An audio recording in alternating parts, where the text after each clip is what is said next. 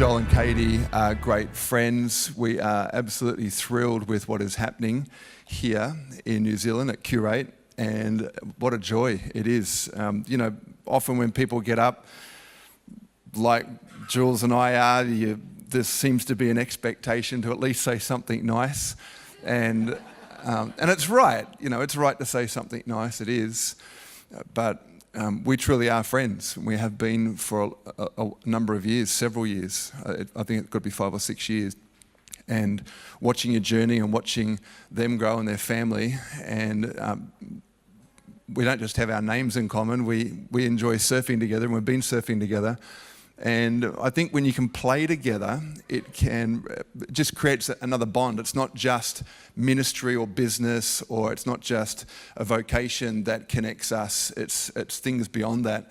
And one of the great things about church life is that church connects people all over the world. Have you ever noticed that when you go to another church that's not yours, maybe you're on holidays, you're on vacation, you're in a different country even, not even just a different town, a whole different place, maybe even a place that speaks a different language, like Australia. But like you could be in France, you could be in somewhere else that speaks a different language, America. You could be in Italy. I've been in churches in different parts of the world where I can't even understand the language, and you don't know the people, but it feels like home. And I think God's kingdom does that. We all come from different walks of life, different parts of society. And then we arrive here in God's kingdom, still on the same planet, but something changes on the inside. Somehow an invisible door has been made available to us. We walk into it and we find ourselves in a brand new land that we've never experienced before, never known was available. And we live now trying to help others find that invisible door, don't we? Which is incredible. So thanks for having me here, Joel. I know Katie's over at Tauranga, but did I say that right? Tauranga? Tani? It's just weird saying that word as an Australian. But anyway,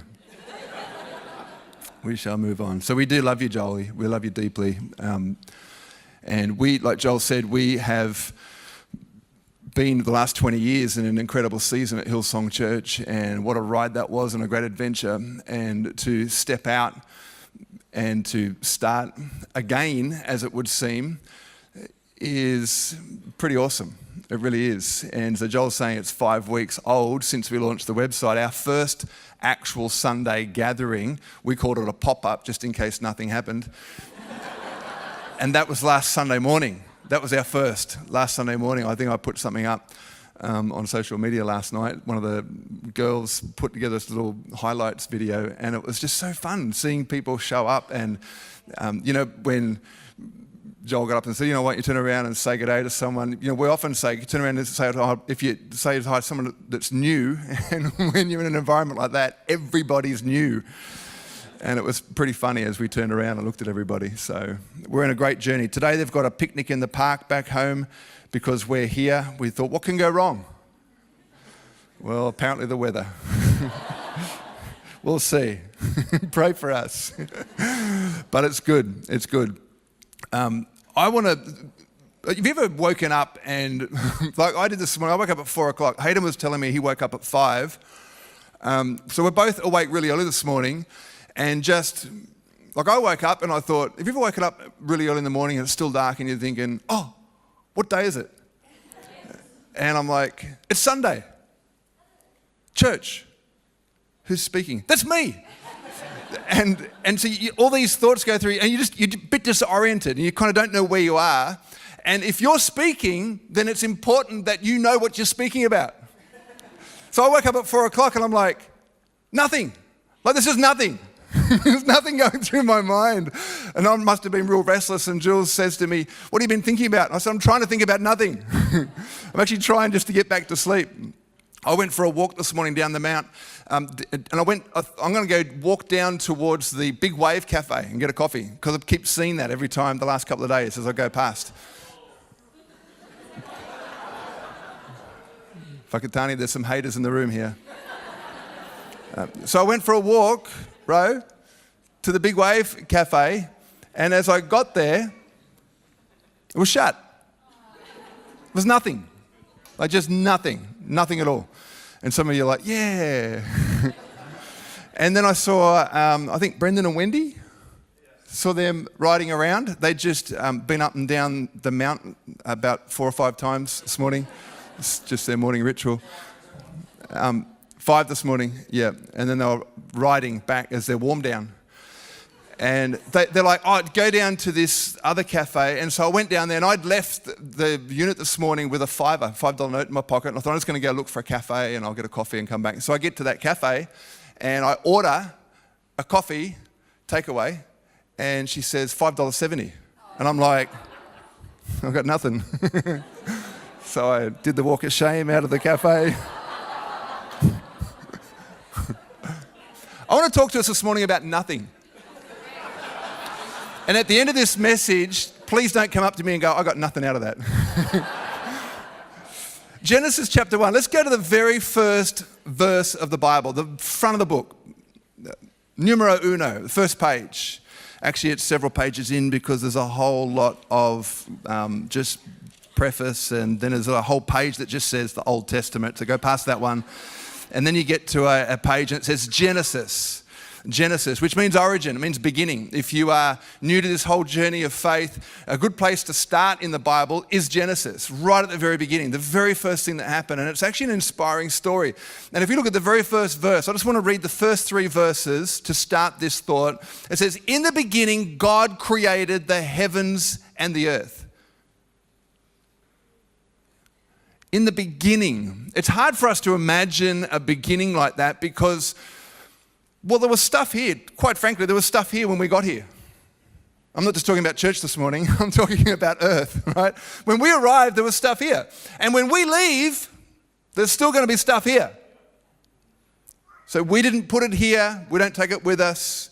In the beginning, God created the heavens and the earth. The earth was formless and empty, and darkness covered the deep waters. And the Spirit of God was hovering over the surface of the waters.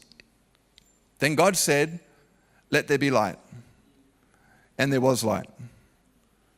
God speaks, and there was. There was nothing, and creation was waiting.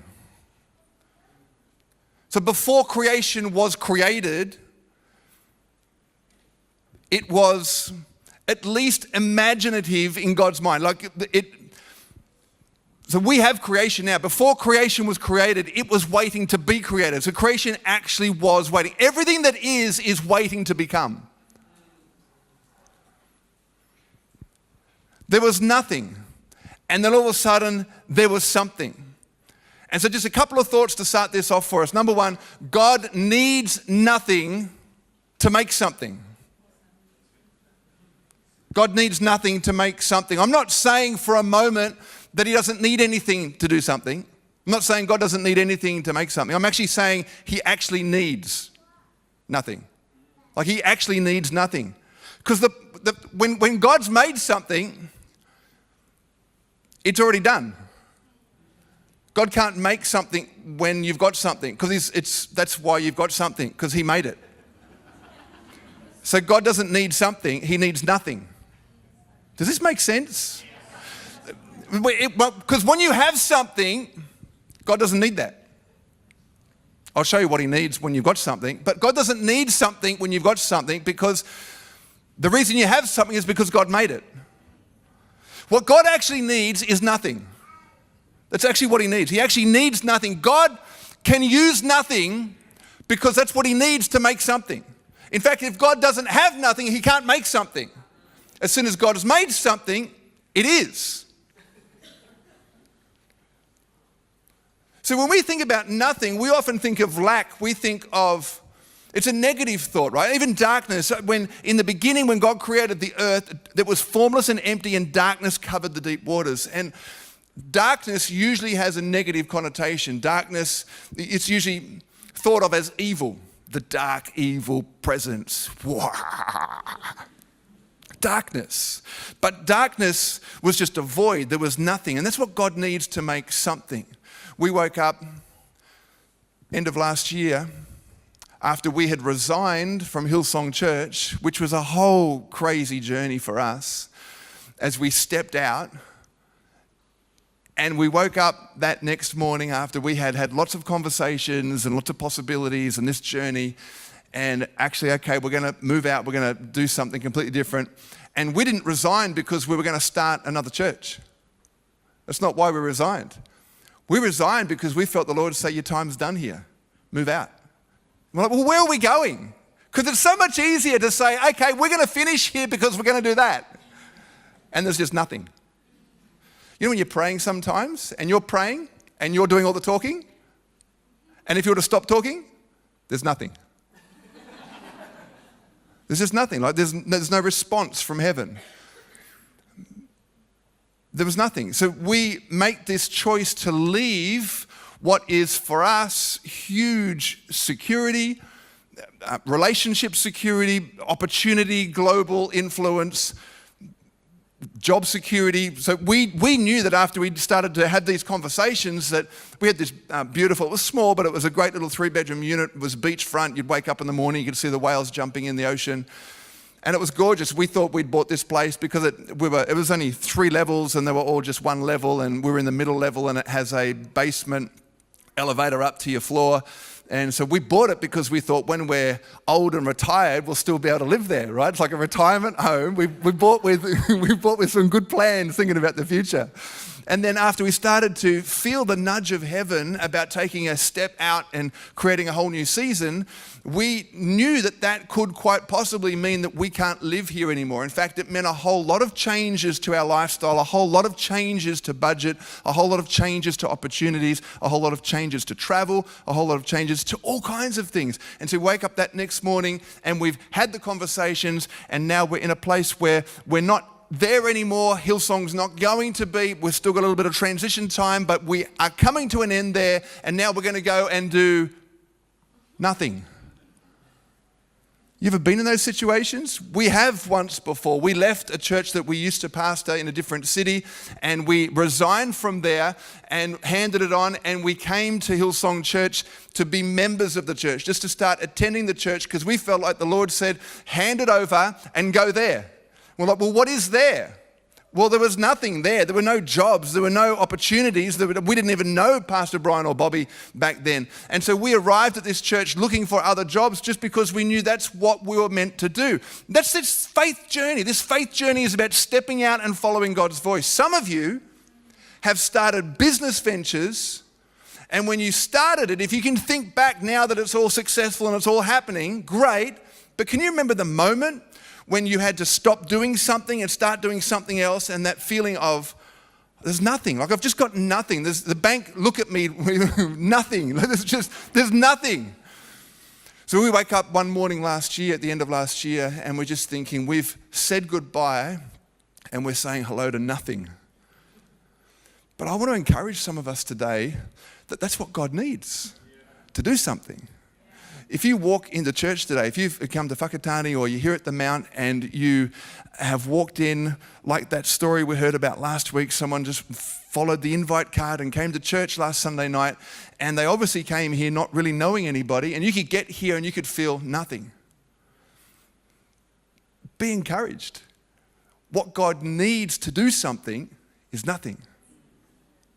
God needs nothing to do something. The second thing that we learn from this story of creation is that I must embrace nothing while I'm waiting for something. So creation eventually did become something. Creation did become. But while it was waiting, it embraced nothing. And that's a really awkward feeling, to embrace nothing. One of the hardest seasons of our lives these last few months is being okay with nothing.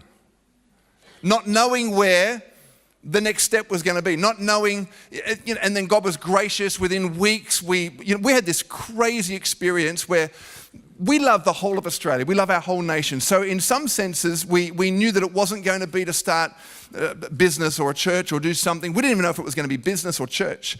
And we just knew it was something in Australia. And we loved the church. We loved the country. So we were open to anything. Do we just go and join another team? Do we look for opportunities for someone to say, do you want to come and be on our staff? But there was nothing. No invitations. No phone calls.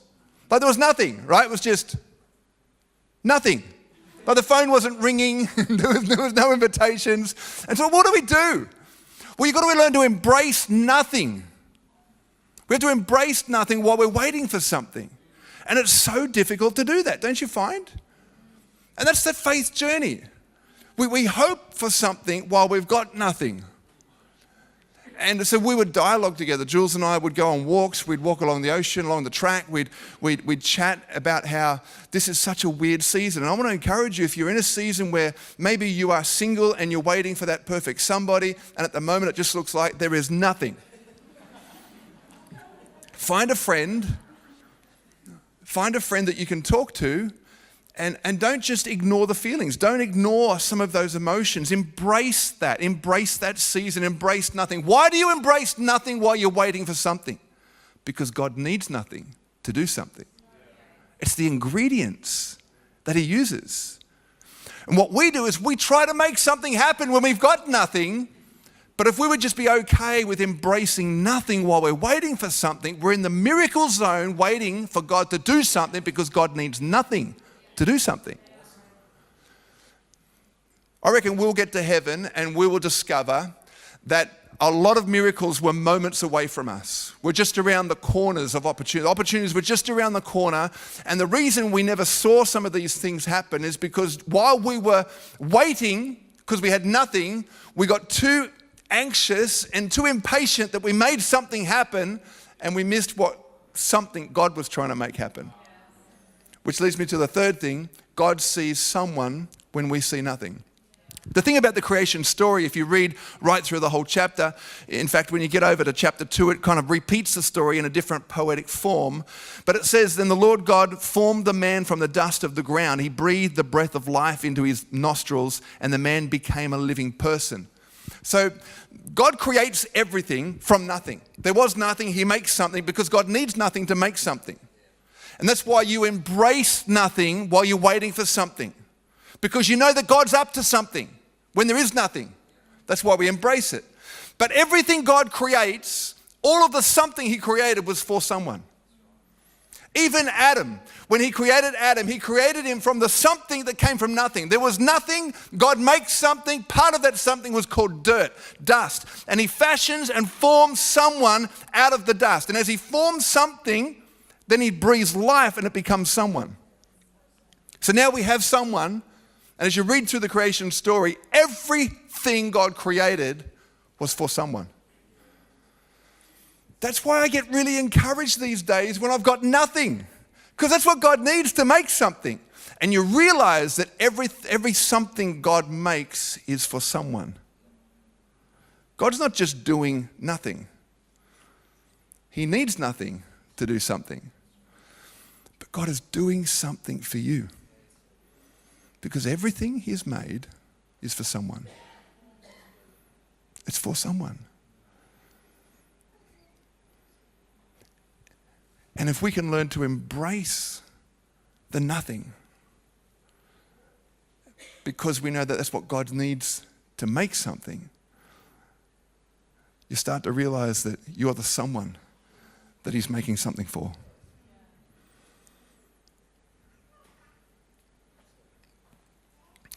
(1 Corinthians chapter 13, if we flick this right across into the New Testament part of the scriptures, often these things go together, the old and the new. Crazy story here. It's a scripture, a passage that gets read out at so many weddings. It was read out at our wedding. It's the love chapter. Love is the greatest. It's the subheading in my Bible. 1 Corinthians chapter 13. I want to read the whole chapter. It's only 13 verses. It's not long. So it was a nervous laugh. It's such a great chapter because it speaks about, it's the other end of this story, right? So we start from nothing. There is nothing, and God needs nothing to make something. And when he does something, it's for someone. And if we're not careful, if we put too much emphasis on something, you can have all the something in the world and you end up being nothing. In fact, the more something you try to hold, when you try to grab something, own something, be defined by something, it makes you more nothing. And that's not in a good way. You'll see this. If I could speak all the languages of earth and of angels, imagine that. Have you ever been in an elevator and you hear someone speaking a different language? I jumped in the elevator just a few weeks ago and there was this Chinese couple in there and I thought, gee, I wish I'd stuck with my Mandarin. Because it just would have been so fun. Like, I'm obviously not Chinese, right? But I'm in the elevator, and because I'm not Chinese, they think I can't speak Chinese. So they're like, la la la la la la, yapping away in Chinese. And I would have loved right at the end, just as I was about to jump out, just say something really fun in Chinese. That would have been awesome. I've always wanted to be like that. So what if I could speak all the languages? Because that would be a gift. That would be something, wouldn't it? I've only got Australian. I've got nothing. If I could speak all the languages of earth and of angels, but didn't love others, I would only be a noisy gong or a clanging cymbal. If I had the gift of prophecy, and if I understood all God's secret plans and possessed all knowledge, and if I had such faith that I could move mountains, but didn't love others, I would be nothing. I would be nothing. And God doesn't want you to be nothing. He's okay that you have nothing because God needs nothing to make something. But once He's made something, it's for someone. He doesn't want you to be nothing. He wants you to be someone. And when we try to have something, it makes us no one.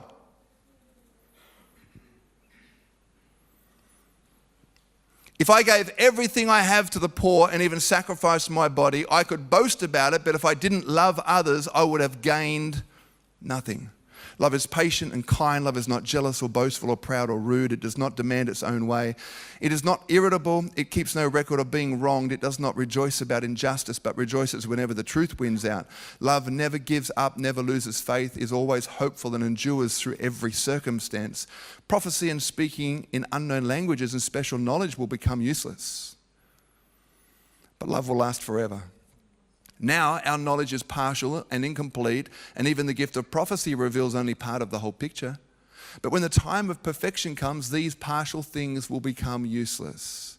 When I was a child, I spoke and thought and reasoned like a child, but when I grew up, I put childish things away. Now we see things imperfectly, like puzzling reflections in a mirror, but then we will see everything with perfect clarity. All that I know now is partial and incomplete, but then I will know everything completely, just as God now knows me completely.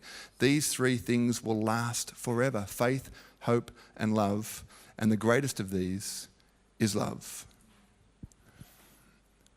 We don't want to put too much emphasis on the something. Shopping for a career, shopping for clothes. It's so easy to... There's nothing wrong with all of the successes. There's nothing wrong with having great buildings and doing all these things. It's that there's this slight edge between being okay with what God's doing in my life, and then once He's done something in my life, thinking that that's everything in my life. It's really being okay with nothing. There are seasons in our life where we come from nothing, we will end with nothing, and through this life we get something and nothing and something and nothing, and it's a journey of somethings and nothings. So I'm 50 years old this year, and we've had a measured amount of success the last 20 years, and you go back through seasons. These are circles and cycles of life, and back in a season where it seems like we have nothing, but the most exciting time of our lives, because when there's nothing, that's what God needs to do something. And I'm watching Him do something. Well, we've got nothing. But if that something is what defines me to become someone, I can have all that something and be no one. So it's trying to let God keep doing something, which means I have to keep embracing nothing.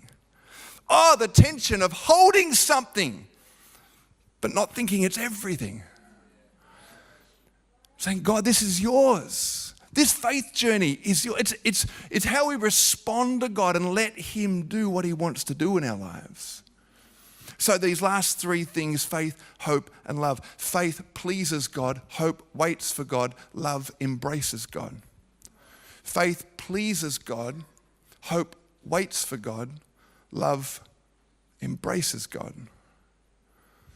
Just as we're thinking about this, Hebrews chapter 11, verse 3, it says, by faith we understand that the entire universe was formed at God's command. that what we now see did not come from anything that can be seen.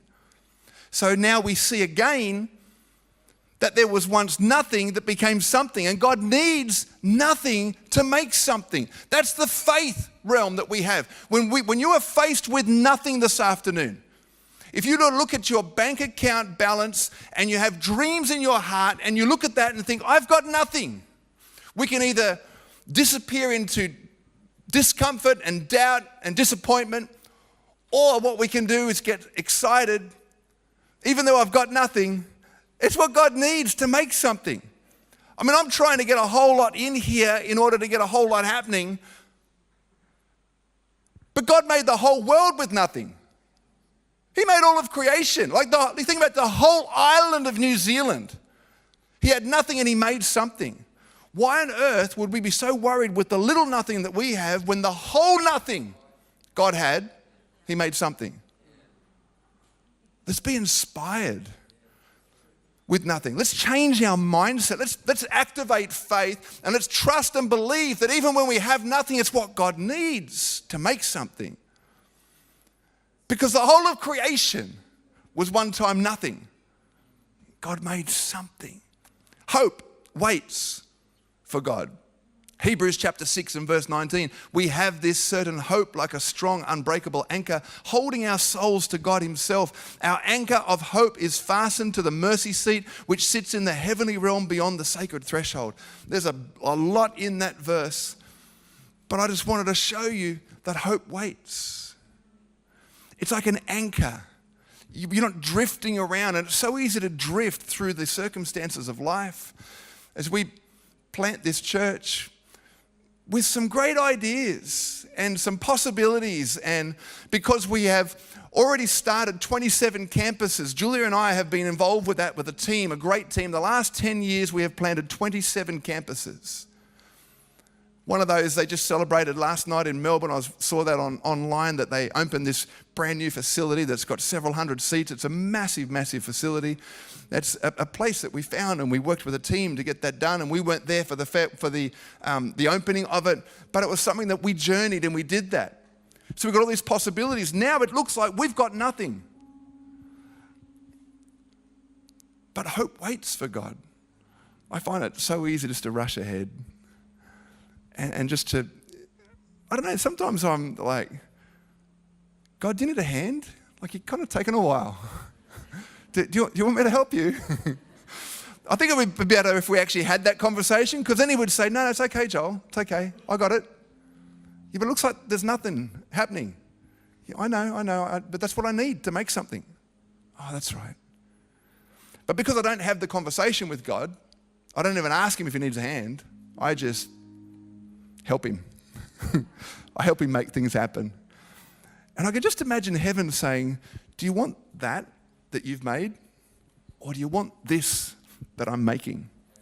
Because while you're waiting with nothing for God to make something, oh my goodness, if only we could see what he's making. If only we could see it. Well, God's always doing something when it looks like there's nothing happening. Always.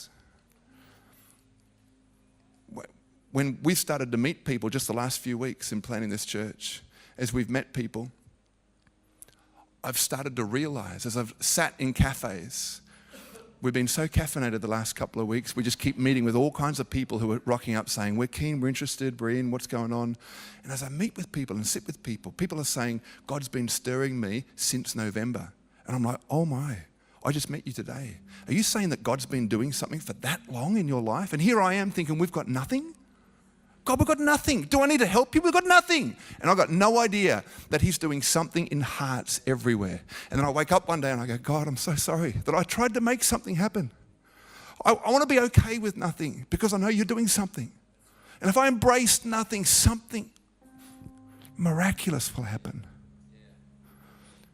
This last scripture, love. Faith pleases God. Hope waits for God. Love embraces God. It says in Hebrews 12 verse 2, because of the joy waiting Jesus, because of the joy that Jesus was waiting for, he endured the cross, disregarding its shame. Now he is seated in the place of honor beside God's throne. There was this moment where Jesus is on the cross, dying for the sins of the world, waiting. And to all of the religious people, it would have looked like nothing. Nothing is happening. Heaven has given up on us. But never, ever, please never think when looks like there's nothing happening. Don't think that nothing is going on, because God needs nothing to make something.